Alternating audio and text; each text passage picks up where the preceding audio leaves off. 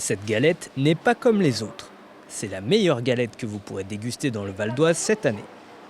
Déjà distinguée en 2020, la boulangerie Poudre d'Or s'est une nouvelle fois illustrée à une différence près.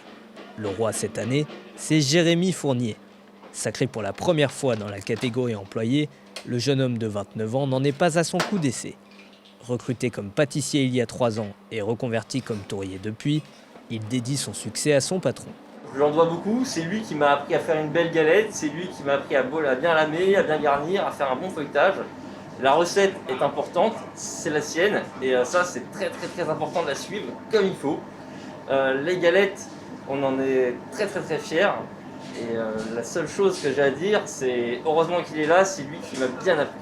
Grâce à sa recette, Jérémy Joachim enchaîne les récompenses au niveau départemental comme régional depuis qu'il a repris la boutique en 2018. Une renommée qui se traduit en chiffres, puisque 6000 galettes ont été vendues l'année dernière. De quoi aider le trentenaire à mieux résister à la crise sanitaire.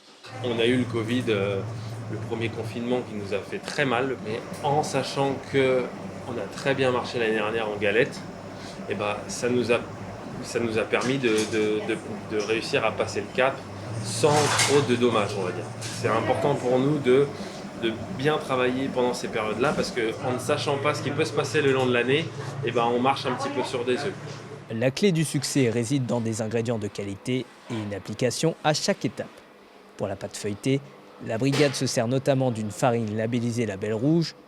Une fois aplatie, puis découpée en cercles, la pâte est finalement garnie d'une frangipane un peu spéciale. Une bonne galette frangipane avec du rhum, il n'y a rien de mieux, ça c'est sûr. Comme ça, une fois cuit, on a juste les arômes et on n'a plus l'alcool dedans, et c'est tellement meilleur. Une fois les fèves glissées dans la frangipane, la pâte est laissée au repos 45 minutes.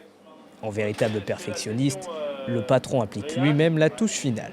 Il faut avoir des gestes un petit peu précis. Si on tranche pas assez, ça va pas ressortir assez. Si on tranche trop, la crème d'amande, elle sort de la galette. Après une bonne cuisson à 200 degrés, elle ne demande plus qu'à être dégustée, ces galettes. Et la boulangerie commence très bien l'année, avec déjà plus de 4500 unités vendues. Elle est excellente, vraiment très bonne. Et je reviens tous les ans. Et ça fait déjà la 4e que j'achète. Elle est légère, elle donne envie d'en reprendre. Rien que esthétiquement, il est bien fait. Et en plus, le goût, il est parfait. Après les concours départementaux et régionaux, le patron s'est lancé un nouveau défi. Il participe cette année à la 8e édition de la meilleure boulangerie de France sur M6. Sa boulangerie est la seule retenue dans le département.